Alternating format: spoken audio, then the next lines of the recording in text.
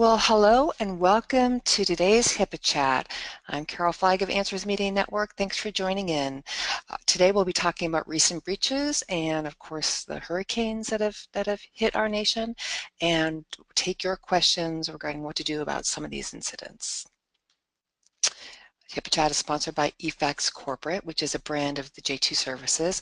Founded in 1995, J2 is an award-winning leading provider of internet services through its two divisions, Business Cloud Services and Digital Media. Please visit them at enterprise.efax.com. Our host of HIPAA Chat, of course, is David Harlow, a leading healthcare attorney and consultant with over 25 years of public and private sector experience. We're so glad to have him as our HIPAA Chat host. He's here to answer the questions today and talk about, again, these recent news items impacting security. You can contact him directly at david@harlowgroup.net, and you can learn more about him at his award-winning blog, www.healthblog.com. That's BLAWG.com. David, how are you today? I'm very well, Carol. Nice to hear your voice. And Yeah. welcome, everybody. Yeah, we have a lot to talk about, lots in the news, and of course we want to leave plenty of time to take questions from our audience. Before we sort of dive right in, I'll remind everybody that you can look at past HIPAA chats on our LinkedIn group called HIPAA Chat. You can listen to archive podcasts of the program on our healthcarenowradio.com station page, HIPAA Chat, and of course visit us on YouTube as well, where we upload these as videos. All right, so lots of news to talk about. We've got some things to explore and digest, and then we will dive right in and, like I said, take questions from our audience. Equifax, it's just the story that keeps on giving. Right. Well, this sort of proves the point that I've been making over the past several years, which is we don't have any privacy anymore. And now we certainly don't. I mean, we like to think of things that we have squirreled away in one sort of digital or physical storage space or another as being private.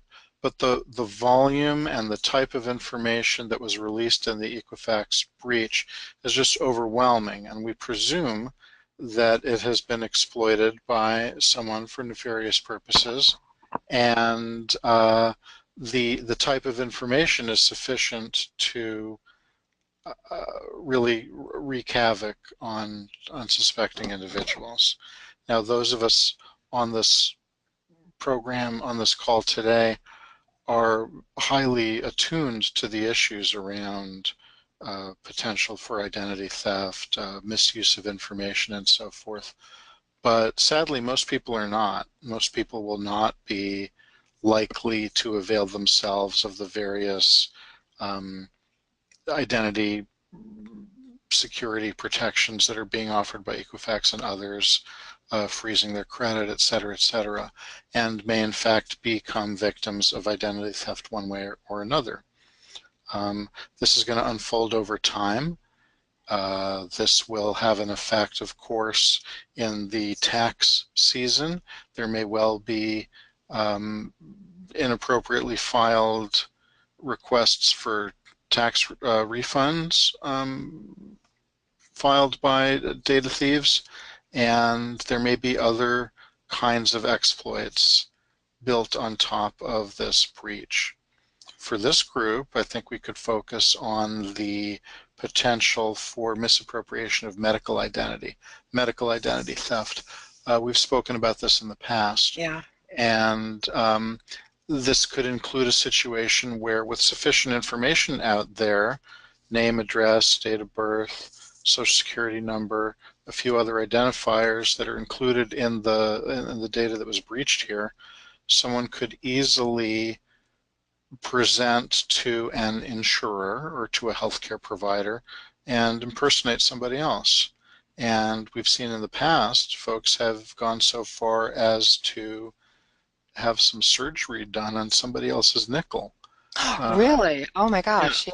yeah. Wow. And then the records related to that surgery are put into the medical record of the hacked individual, mixed up together with their other medical data, and then the wonder that is the well-preserved electronic health record becomes nearly useless because you have a significant amount of information about somebody else in the Mm-hmm. health record. So we can't rely on that EHR anymore as a source of truth when it's been compromised in this way. And there have also been cases in the past where the individual who's been the target of the hack has then, at least initially, not been allowed to get a copy of their own health record because HIPAA, right? Because it Right, right, contains right, right. Ironically, yeah, right, yeah. it contains somebody else's PHI, and no, we can't share that with you, which is of course ridiculous. And since that first happened, the government has come out with some guidance and says, no, of course, you need to give that record to that individual who can then figure out what's about me and what's about the data thief or the customer of the data thief. And So yeah. short-term issues, just in terms of credit and so forth and so on. Slightly longer-term issues in terms of potential for tax refund, theft, and even longer-term issues in terms of broader identity theft and use of data in different ways. For example, in the sort of medical identity theft scenario.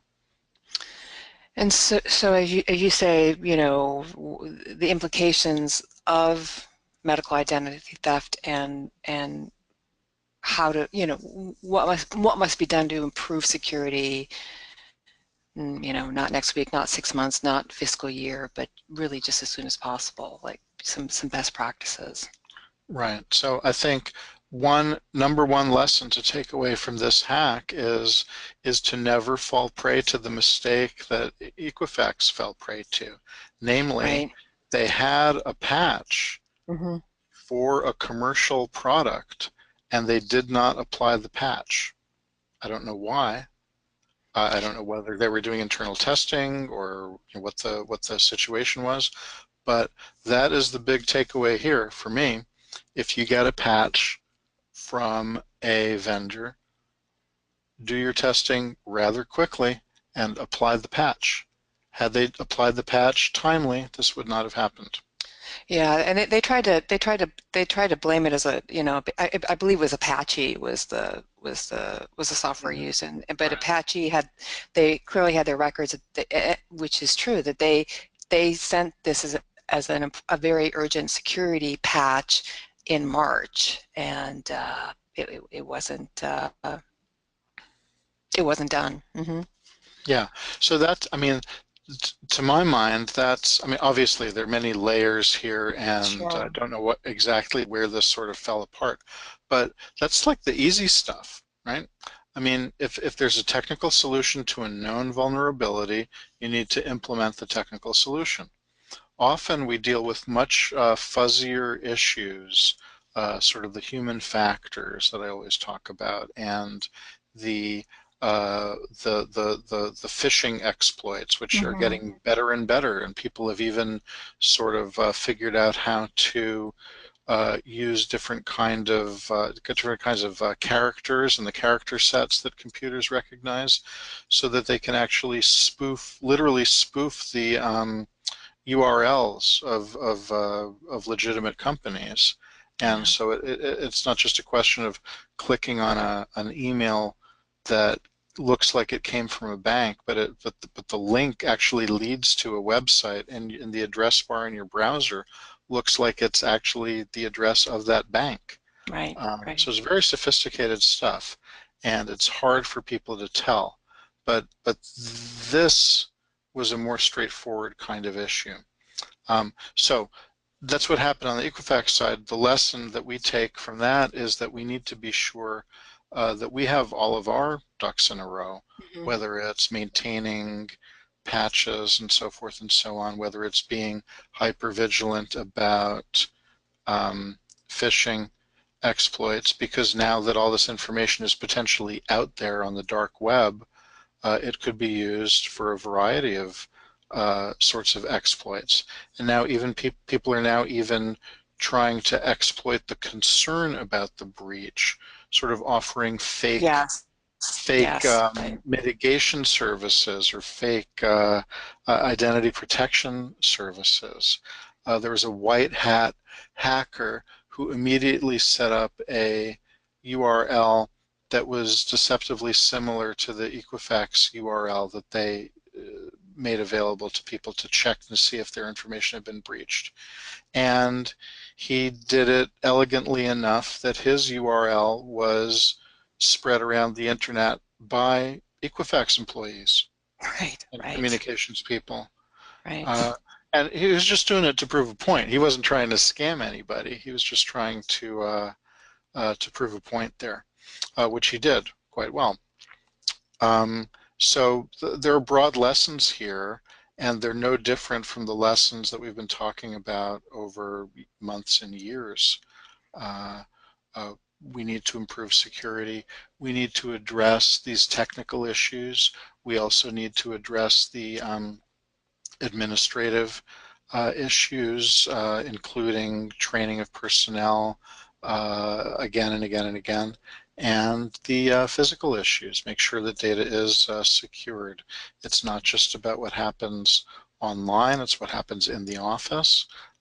Physical security of paper records as well as electronic records, secured access to office space. You need to know who's in your office, who gets behind the desk, who's allowed through the door, and be careful on all fronts. And sad to say, but we just need to be in a constant state of vigilance in order Right. to Right. deal with these sorts of issues. Right. That's really true. Uh, Another, obviously, still making news, starting with Harvey, Irma, and now, of course, Maria. You know, and I think some of this, if correct me if I'm wrong, I think you said really, Sandy, the superstorm Sandy sort of brought this issue to light, I think, and certainly even more so now with the current hurricane season that has just been so devastating. Right. So I noticed posted online by the by HHS a very unassuming little notice, but I thought it was worth bringing to folks' attention, even if you were not in the affected areas. As each storm came through, there is a little notification of sort of change of rules, waiver of certain rules in the context of an emergency. And this is spelled out in the HIPAA regulations. And under certain circumstances where there's been either a federal emergency declaration or a state emergency declaration, or excuse me, federal declaration of emergency, or the U.S. Department of Health and Human Services, Secretary of Health and Human Services can declare a public health emergency in a particular state. In those circumstances, those are the triggering conditions to waive certain rules and to make other things run a little bit smoother. In the purely HIPAA context, this means that certain measures, certain parts of the privacy rules may be waived and are waived by the secretary, right?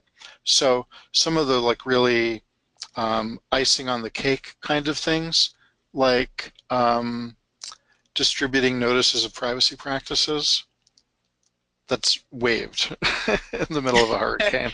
Or, Um, or a tornado or an earthquake yeah, or right. right, flood it, Um, flood, right, right, right. the patient's right to request certain privacy restrictions, waived. The patient's right to opt out of being listed on a patient directory, facility directory, um, waived. Right to request certain confidential communications, waived. Requirement to obtain a patient's agreement to speak with family members or friends involved in the patient's care, waived.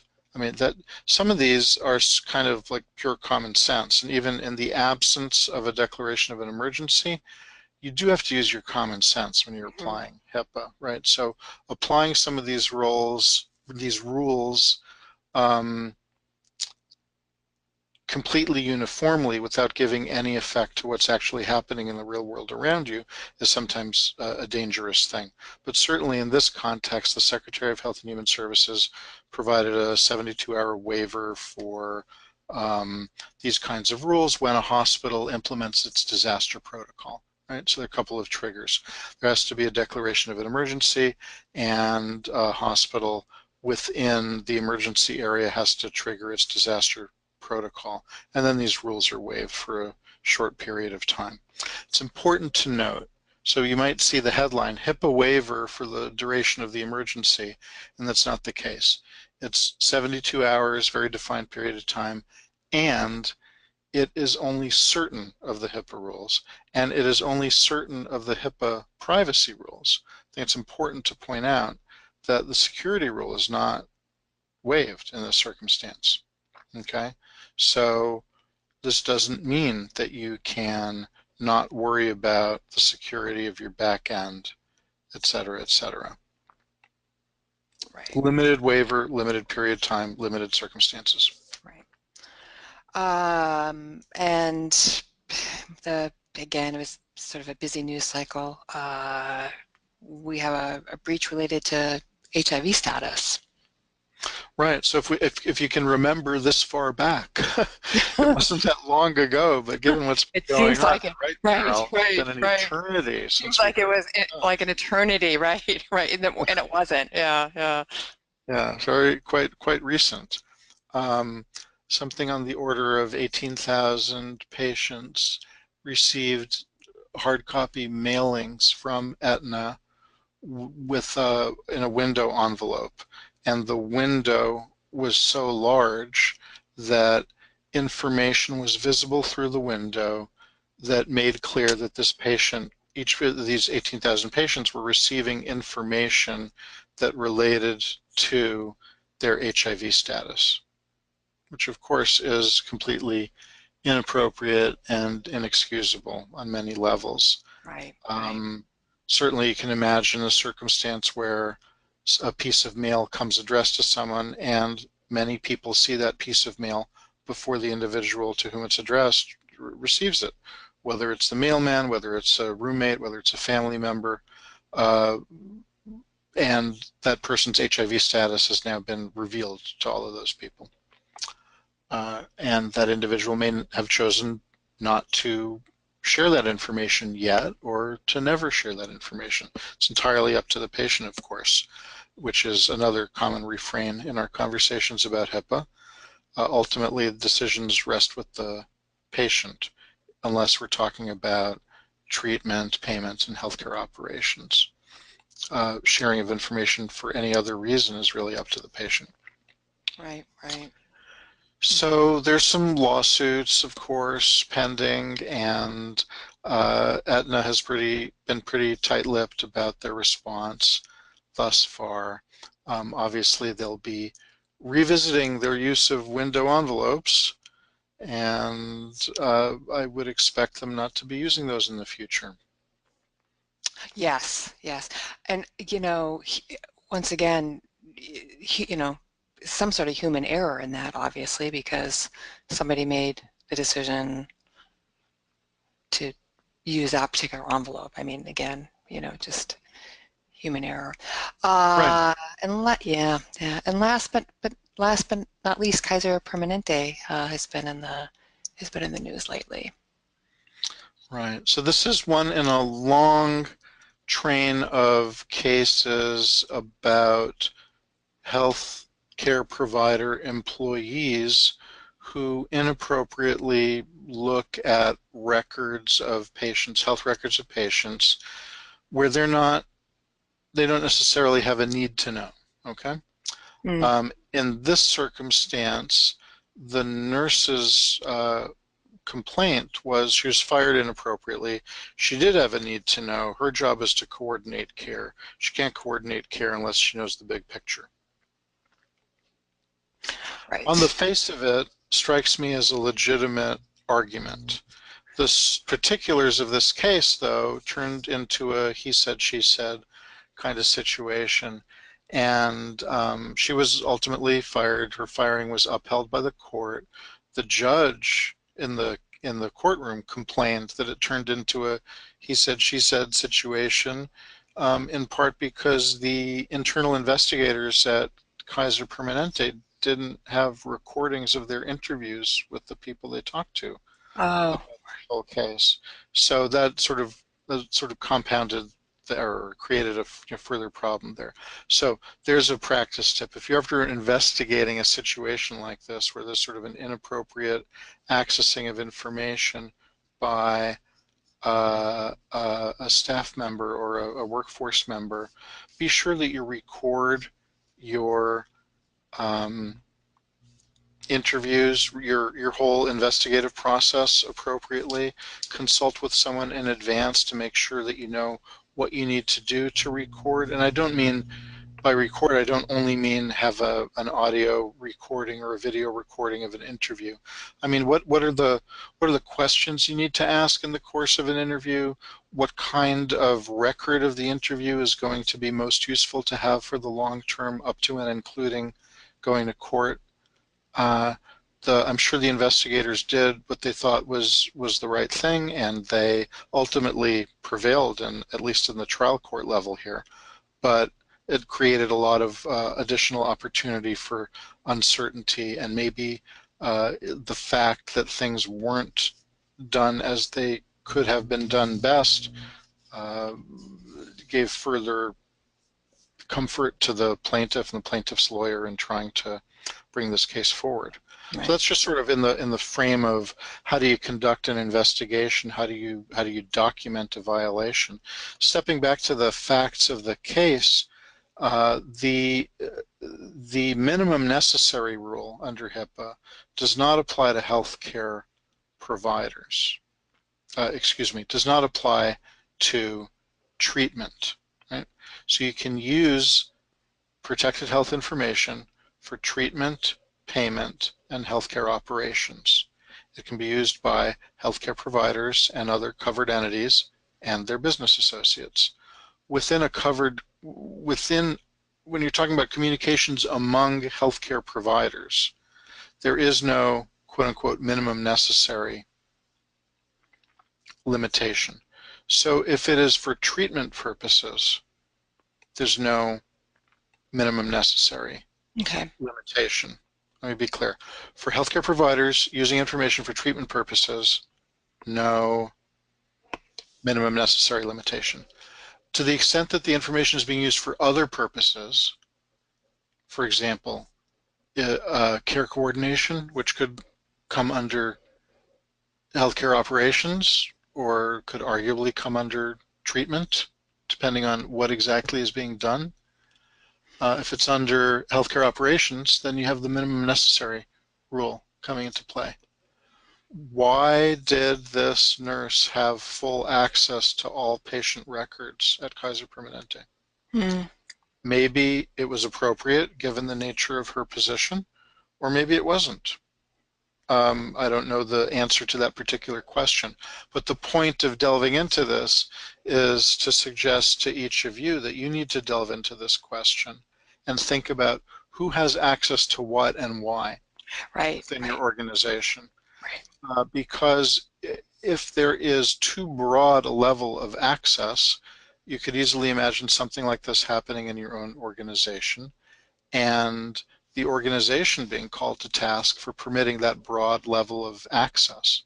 In this case, we're focused right now on the nurse losing the wrongful termination lawsuit. But is Kaiser at risk for the way in which they permitted her to have access to this information? That's a whole other story. So, another control issue, meaning who has, like you said, who has access to what. Yeah. All Right. right. So now we get to what we're all about, which of course is HIPAA chat and taking any and all questions related to HIPAA. Of course, we talked about these recent news items that impact security of EPHI. So we're going to dive right in and start taking some questions. A reminder, you can email David directly if you'd like, david@harlowgroup.net. Check out his award-winning blog, Health Blog, that's blawg.com. And of course, follow him on Twitter at healthblog, blawg. He is prolific on Twitter, and I encourage everybody to follow him there. All right. So first question, talking about the Equifax, what responsibility do payers have to protect against medical identity theft? Is there a responsibility there? So yes, so let's sort of think this through step by step. A payer is a covered entity for HIPAA purposes, and a payer has access to a tremendous amount of information, claims information. Payer doesn't necessarily have full electronic health record access, but payer has a pretty detailed picture of patient's journey through the healthcare system based on claims that come in. We now have extremely detailed codes relating to different types of diagnoses and care provided. So again, very detailed information. So what are the requirements that apply to a payer? As we've discussed a little bit today, there are the sort of administrative and physical and technical requirements that relate to security of information, and those need to be observed by a payer as well as any other covered entity or business associate in the healthcare ecosphere. In the context of the Equifax breach specifically, historically, if not still today, some payers have used social security numbers in part, or in whole or in part, to identify records or to use as passcodes or something else. And of course, that's a big no-no in general. It's been sort of an unenforced law of the land. The Social Security number is not supposed to be used for any other purposes, but it has been, of course, over the years. And now it seems to have been, over the past number of years, an almost universal kind of thing. Each of us can think of so many different service providers or vendors of one sort or another that ask for your social security number. Seems really out of place sometime, and sometimes I think to myself, I either Why do they need that? Yeah. refuse to give it, or I give them some random digits. I just have to remember which random digits then in order to be able to get back into my account or whatever. But social security number really shouldn't be used for anything else. It used to be on our driver's licenses in most states. It used to be on any number of other things. So that's a real concern. To the extent that the Social Security number is being used as any sort of identifier within the healthcare system, that needs to be eliminated as soon as possible because of this tremendous breach and because of the tremendous risk that's out there. And of course, Medicare they just made that change, right? That CMS issued new Medicare numbers. So getting away from that, which makes a lot of sense when you think about how many people in America are currently receiving their Medicare benefits. Right, absolutely. So that's, I mean, that's on the order of 50 million people, and even if we assume that just half of them had their data breached through the Equifax breach, then that's right there. That's 25 million Right. people with their health benefits at risk. Right, right.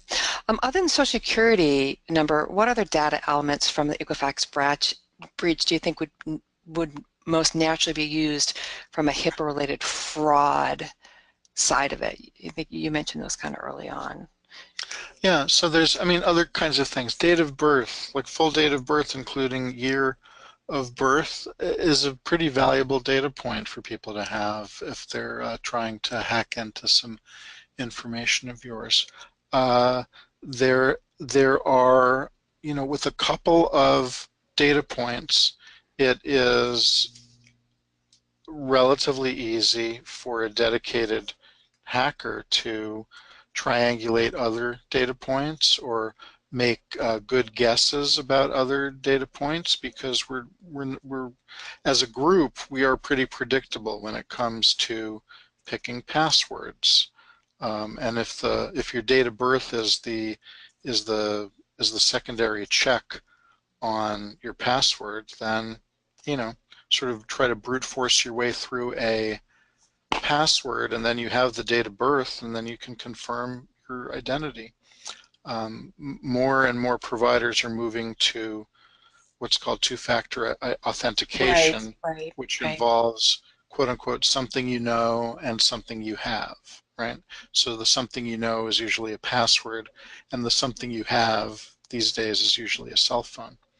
So you get through the password confirmation step, and then they will text you a code, and you have to enter the code on a website or whatever. There are other things that are being done with that too. Now, access to the Equifax database, once you have that kind of information, there are all sorts of other things that are contained in that database. And again, you can guess your way through in some cases and then have access to even more information.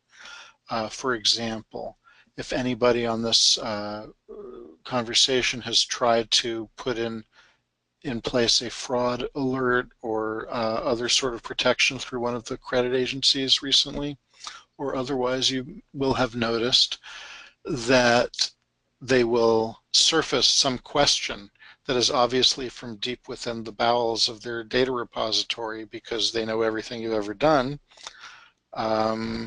They'll ask you, check off the type of car that you bought before date X, because they know if you've gotten an auto loan or leased a car or whatever, they have all the records from that data inquiry from the Right. car lender or lessor at the time you got that car. Um, so all kinds of information.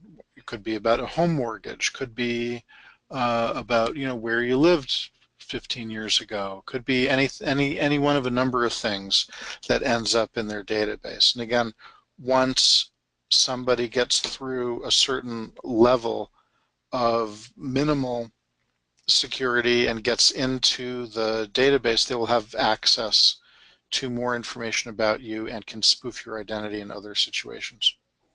And I know that, I mean, I've certainly been to doctors before where they ask for your driver's license number, and that's another really important critical piece of information for hackers, right? I read that people don't think about that, but that is also kind of a key, getting back to that question, sort of a key piece that could be ripe for medical identity theft. Right. And you need to be careful about different sorts of approaches I mean, these things could come at you from different directions, right? So we have this Equifax hack, and somebody who bought 100,000 records on the dark web from that hack, let's say, um, get somebody else to go, quote unquote, dialing for dollars. They make some calls, they pretend to be from your bank, your credit card company, something else, and 10% of the time they might get you to say something that you shouldn't have on the phone. Now they can put that together with the other information that they have. Right, right, right.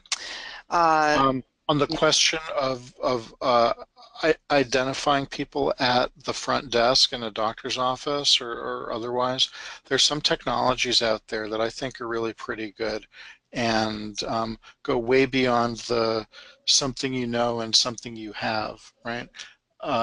We've even seen pictures in the past of when the smartphone developers first came out with the fingerprint sensors or Sure. the laptop.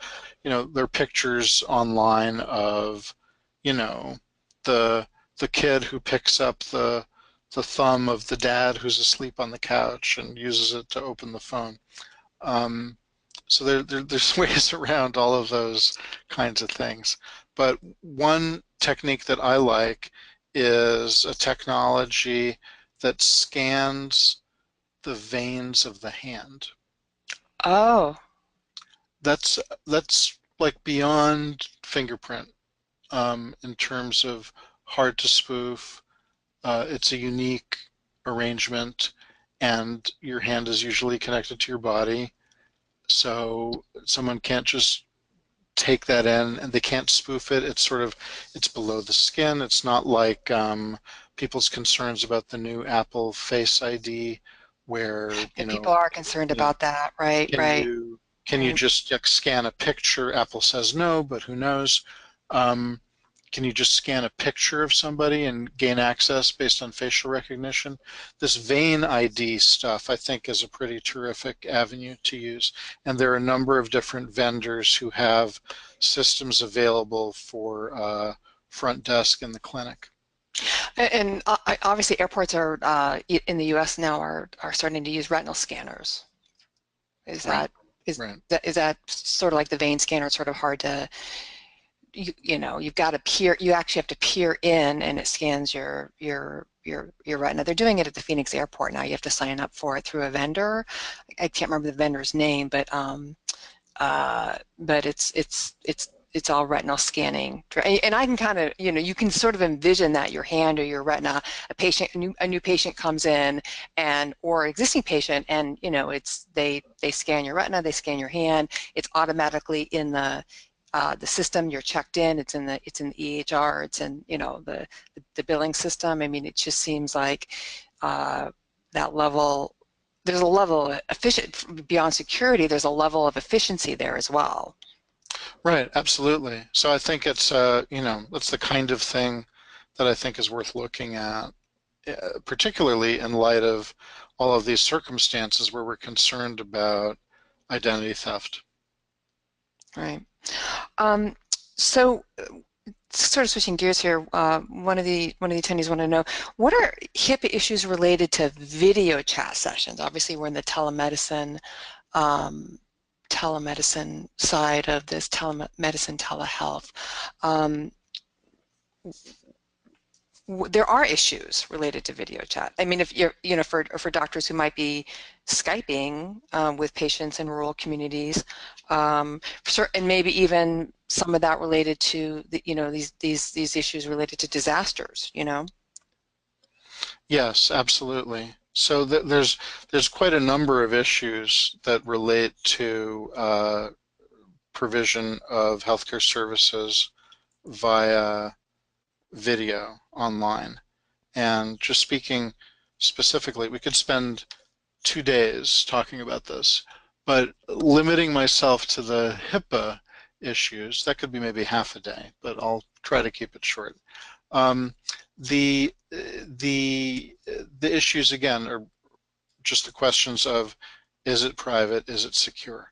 How do we know it's secure? Who is telling me that it's secure? Do I trust that third party, right? So, as in many other circumstances, you deal with technology vendors all the time who Sure. are HIPAA compliant, right? You also deal with technology vendors all the time who tell you things like, I'm not subject to HIPAA, right? And here's where you have to dig a little bit deeper, right? So who's not subject to HIPAA?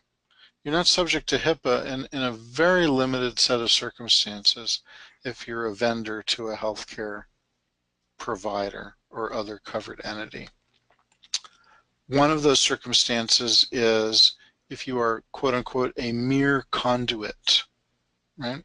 So the phone company is not a business associate unless they're recording and storing all of your conversations with patients, which they tell us they're not. What I don't know. There was a hint of skepticism in that, but go ahead. Right. Well, because look, some of them they are actually They are recording actually the right. conversations, and that's part of the package of services. Is Hmm. it 100% clear that all voicemail services are HIPAA compliant when used by healthcare provider organizations? It's not clear to me that that's the case. So that's sort of the same question here. Is the video tool a mere conduit or not? In most cases, I would say it's not a mere conduit. It is storing something, at least temporarily in some cases, and it's in order to provide the service to the end user on both ends, patient and clinician. There are a number of video chat providers that are HIPAA certified. Things like Skype and FaceTime are not, though there are apologists for both of them that say that they are mere conduits and therefore don't need to be anything more than that. So I think it's an open question. I think you need to really delve into the technology that you're using or considering using. It's not a simple yes/no question. Another aspect of the whole consideration is that again, HIPAA is here to protect the patient. Patient can waive certain Yes. HIPAA protections, right? Patient can say, I don't care. I just want to talk to my doctor. Yeah. On video, right? So can a patient waive the issue here? Can you ask a patient to waive the issue? I think the answer is clearly yes on the HIPAA privacy rules side. I think it's murkier on the HIPAA security rules side, or maybe not even murky. So certain things can be waived, certain things can't. You need to figure out what are the issues that are triggered by a particular tool that you're looking at using and think about whether those are issues that can be waived by a patient or not. You need to think about in terms of the patient relationship. Do you want to go to the patient and say, I'd like you to waive your HIPAA rights in order to use this thing that's easier for me and I'm telling you is easier for you? Is that something that works, or are you responding to a patient demand? If there's patient demand for video services, then it's easier to say, oh yeah, I can do that, just sign this waiver. If you're sort of pushing it, then it's maybe not as easy to get that waiver signed. Yeah. But again, there are a number of different platforms out there that are available that are, in the scheme of things, not that expensive to use on a per provider per month basis. The other question, of course, is whether those encounters are reimbursable. Oh, right. Right. That's a whole other question. Yeah. That's day 2 of our seminar on telemedicine. Yeah, telemedicine.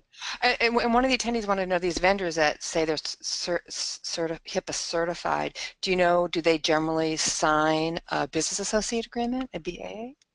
Yes, if they won't sign a business associate agreement, then talk to them. If they say they will sign a business associate agreement, then I have a list of about 80 or 90 questions I'd like to ask them before going any further. Right. Because see what, like, if you're saying you're HIPAA certified, then it seems like signing the BAA is part of what you deliver. Yeah. Right, but again, that's the opener as far as I'm concerned. As a healthcare provider, as a covered entity, you have an obligation to dig deeper, not just say, oh, he said he's HIPAA compliant. Great. Okay. One of the attendees wanted to know, should we be reviewing all of our HIPAA documents right now, considering these breaches? I'm assuming she means the Equifax breach and perhaps even the Aetna breach. I think that it's important to review policies and procedures on a regular basis. I do that all the time with clients. I've set clients up with HIPAA compliance policies and procedures, help them out at the initial phase of compliance, but it's not a one and done situation. It's something that you have to return to on a regular basis, whether there are changes in your IT or physical or management environment, or whether there are changes in the broader world. And some of these breaches, I think, highlight concerns that might be out there in the broader world that might not have occurred to you or to us, 3 years ago, if that was the last time you looked at your policies. Always important to return to these again and again. Not only returning to policies and procedures, but actually going through a formal risk assessment. Right, right. Physician practices are familiar with the risk assessment from the meaningful use perspective, but there's also a Right. risk assessment required for ongoing HIPAA compliance. And again, this is just in the nature of going through the exercise, making sure you know what needs to be done, and having a plan to deal with what needs to be done, because should there be some bad thing that happens in the future, you want to have the best possible story to tell. I was having this conversation earlier this week with some folks, and in quite a remarkable situation, the healthcare provider was not fined despite the occurrence of a breach, because they actually did do everything they should have done and they documented it. So that's a huge lesson, huge takeaway. Right. And certainly, you know, it probably important, maybe make a note for our attendees that, on the providers, on the eligible provision side, not the hospital side, those of you who are obviously transitioning to the quality payment program, under the advancing care information side of it, what meaningful use is becoming for the eligible professional side, the physician side, the security risk analysis is still a requirement. So that is an ongoing, the SRA is not going away as the HITECH Act meaningful use side of reimbursement, it winds down. That is still present. So Right. yeah, yeah. Absolutely. But even those folks out there who are prepared to say, the hell with it, I'm not going to deal with this stuff, I'm just going to take the percentage hit.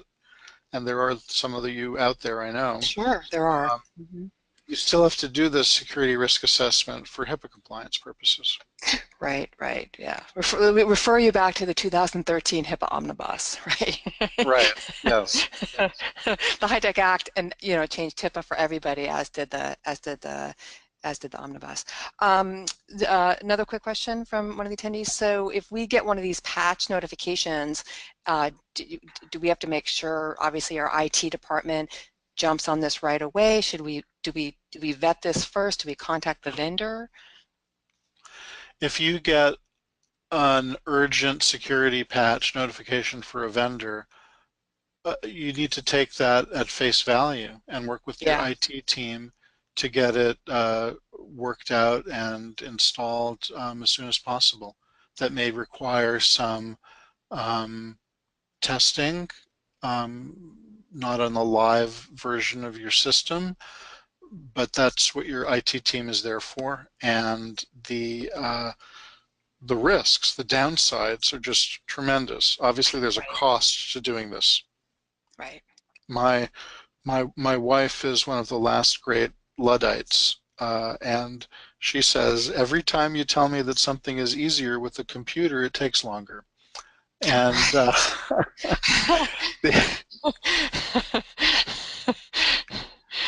Well, yeah. so, but it's too late. We can't turn back. We're committed to No, using yeah, yeah, computers in life, but yeah. it comes with a great level of convenience and a great levels of opportunities for population health management and all kinds of other wonderful things, revenue cycle management.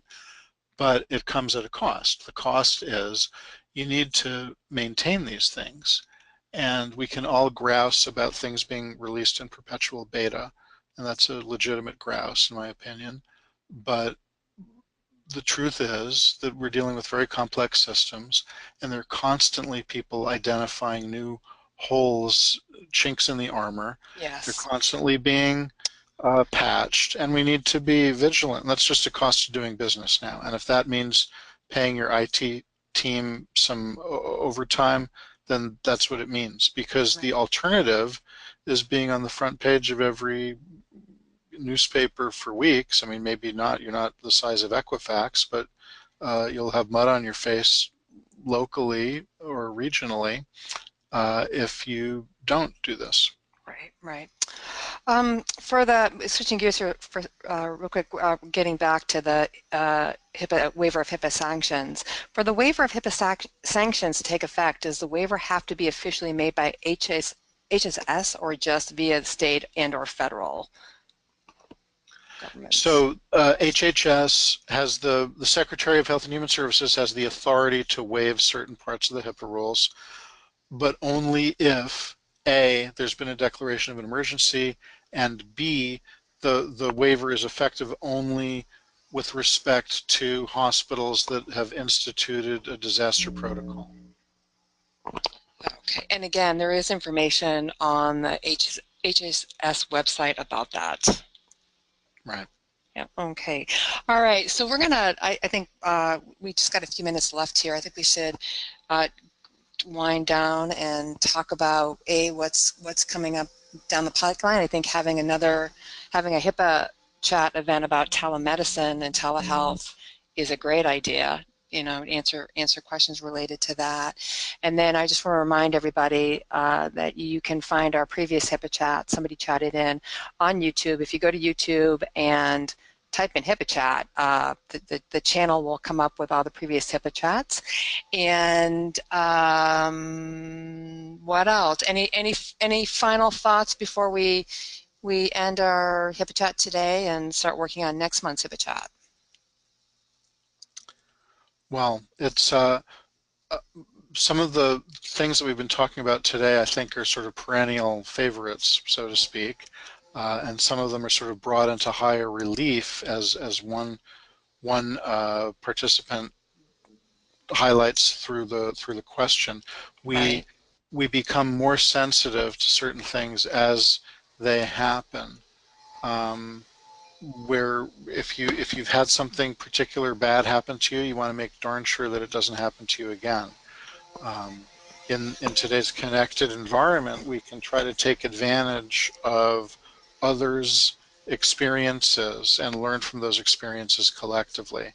And that's really the benefit to having information about breaches distributed so publicly. And that's really the goal, in fact, of that distribution on the part of the government. While many of us don't necessarily believe it, they say we're from the government, we're here to help.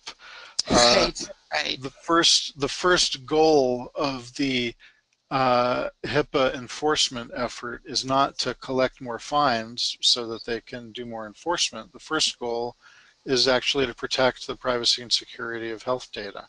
So I take them at their word uh, in that respect, and we should learn from the examples that are laid before us. Right, right, right. All right. Well, David, thank you so much for your time, and we will see you on our next HIPAA chat, and I hope everybody has a great day.